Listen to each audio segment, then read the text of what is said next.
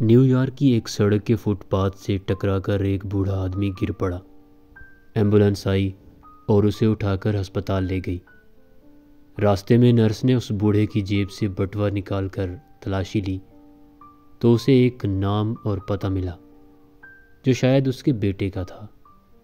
Nurse نے اسے پیغام بھیجا کہ جلدی پہنچو، اور یہ نوجوان فوراً ہی ہسپتال پہنچ گیا۔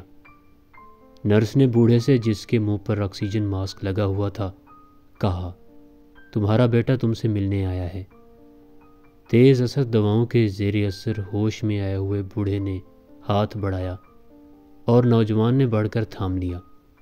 یہ نوجوان مسلسل 4 گھنٹے تک اس بوڑھے کے پاس رہا اور شفقت سے بوڑھے کا ہاتھ تھامے بار بار گلے لگاتا اور بوڑھے کی تیمارداری اور حوصلہ افزائی کرتا رہا۔ نرس نے اس دوران کئی بار نوجوان سے آرام کرنے یا ادھر ادھر چل پھر لینے کو بھی کہا، مگر اس نے انکار کیا اور بوڑھے کے پاس موجود رہا۔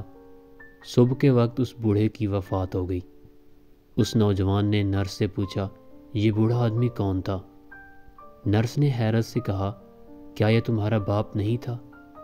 اس نے کہا، نہیں، مگر میں نے محسوس کیا تھا کہ اسے اپنے بیٹے کی اشد ضرورت تھی، جو اس کے قریب رہ کر اس کی تیمارداری کرے اور اس کی محرومیوں کا ازالہ کرے۔